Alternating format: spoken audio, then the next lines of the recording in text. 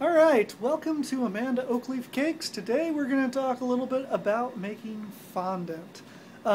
We do this every single week, and it's a hell of a lot of work, and we want to show you how it's done.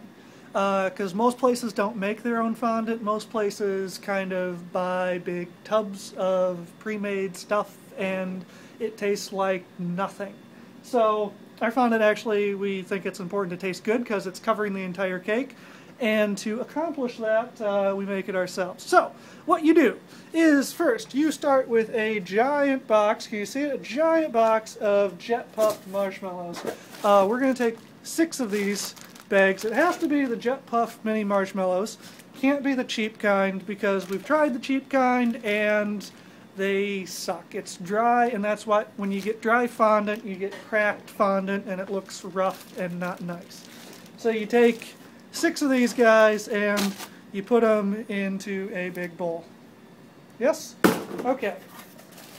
We'll do that. And so we got our giant thing of marshmallows. There's 6 bags in there. Now all we need to do is put in a cup of water. So we got a cup of water here. Just gonna kind of pour it nicely over the marshmallows. Okay. Now what it's gonna do is it's gonna go into our microwave. Industrial sized microwave. By the way, if you don't want to do full 6 bags, I think the normal recipe is for like a bag and a half or something. But we do 6 bags because that's just how we like to roll. We need about 10 batches of these 6 marshmallow bags each week. But you can do much less if you want, scale it down. So that was 6 bags of marshmallows, 1 cup of water. Usually it's like a bag and a half and much less water. It goes in the microwave for 5 minutes. As you can see here. Great. That's going to be in the microwave. We're going to take it out of the microwave and stir it every, minute or so. That way the water, all the marshmallows get wet, and when the marshmallows are wet, they melt a little bit nicer. And in 5 minutes that'll be done microwaving, and we'll go over to the next thing. So we have the marshmallows here, and they have pretty much all melted, as you can see. And you just want to give them a stir, make sure that they are completely melted and there's no marshmallow chunks or anything like that. And then once you got it at this point, you just kind of scrape it on the side of the bowl, and we'll take it over to Amanda here and go over here through the bakery over to our mixer. Now, if you are doing this at home, you are probably going to want to knead everything by hand. So what you're going to do is you're going to sift the powdered sugar and the gum tragacanth into the marshmallows by hand, and knead everything by hand and do it all by hand, because if you're using a little KitchenAid mixer or something like that, it's going to last through about 3 batches if you try and throw it into a mixer. However, since we have a nice industrial size mixer here, this one's a 20-quarter Hobart, but since we have that, we're going to use the mixer because it's a lot of work. But you can knead it by hand. We used to knead it by hand back about a year ago before we got the bakery, and that worked out fine. It'll give you some nice muscles. Yes, like Amanda. Okay, yeah, we're going to use the mixer. So I'd recommend kneading it by hand if you don't have a huge 20-quart mixer that is made for pizza dough and stuff, because the marshmallows are actually a little bit tougher than pizza dough. Even the gum paste mixes better than the melted marshmallows. So, alright, next on the list, gum tragacanth. Okay, this is the stuff right here. Alright, gum tragacanth. It's a little bit beat up. The only place I've been able to find it is on the internet. It's on Amazon. It's made, the brand we use is made by Loran Oils. But I imagine all brands are the same of the gum tragacanth. What it does is it makes the fondant more pliable. It gives it elasticity. So that way it doesn't crack and stuff when you go to cover a cake. You can do it without it, but you might get some cracks on the edges when you cover your cake. That's not as nice. It's not horrible, but the gum tragacanth will fix that problem for you, make everything a little bit more pliable. We've tried other things too. We've tried CMC powder, I think it's called, or something, and we have a whole batch of different things over here. We had CMC powder, and we've tried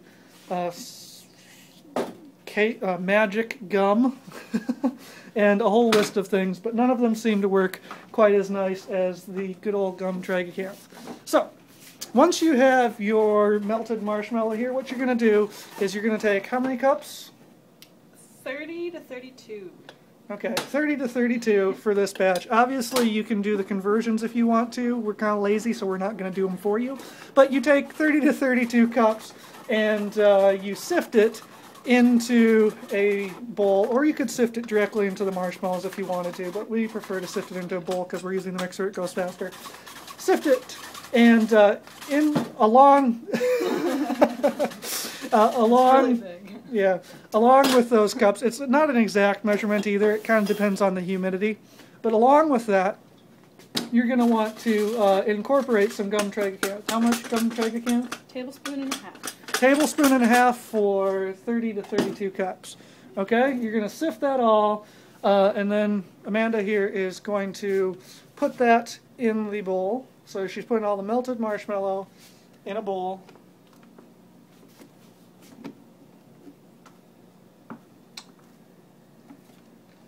Gets all in there.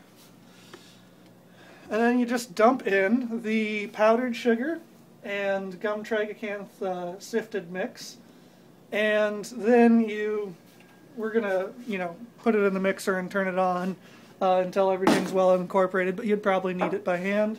Yeah, and we'll show you the end result when we get to that.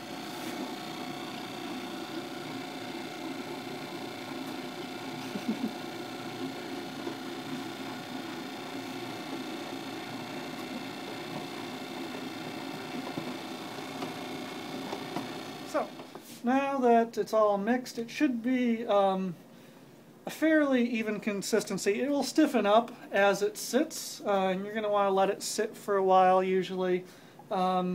Usually about a day is good if you can. It's not required, but if you can, it'll stiffen up as it sits. But it should be able to kind of hold its shape, as you see.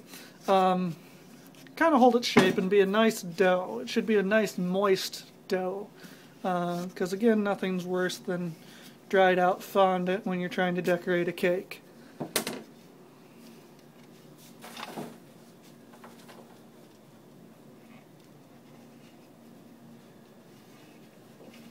Awesome.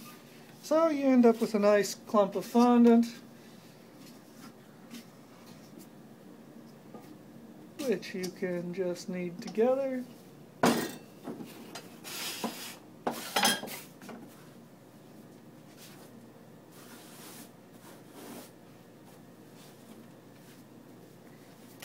And this is all powdered sugar again, no flour. Some people are like, oh, you put flour and knead it, and no.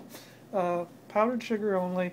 When you're actually decorating the cake, you'll want to use cornstarch, because cornstarch doesn't really add to the mass of the fondant as much, if that makes sense. But it will keep things from sticking. So you watch the Ace of Cakes or something, and they put cornstarch everywhere. Cornstarch is more silky. Put cornstarch everywhere, and when you roll things out, you sprinkle cornstarch. You can also take, and if it's a little bit dry, you can knead in some Crisco and put a little bit of Crisco on the outside. Now Amanda's kneading away over here, and she's just going to knead it into a ball so that everything's well incorporated. Again, if you didn't have the mixer, you'd knead it all by hand, but now it's done.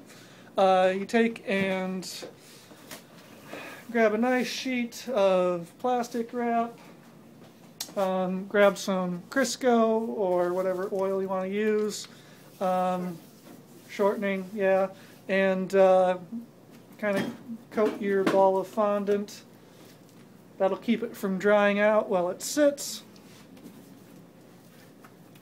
This is all good and lathered up. You wrap it up, and when you're done wrapping it, it will look like one of these puppies right here. Now this is a good sized brick of fondant, as you can see. It's really hard to lift even. But again, you can do a smaller batch if you like. So that's how we make the fondant. We go through, you know, between 10 and 20 batches, depending on how detailed the cakes are and how big the cakes are each week. And with that, you can go ahead and make your own fondant. As you can see, it's a hell of a lot of work. For us to do the fondant, it takes about 15 minutes per batch. If you're kneading it by hand, plan a half hour.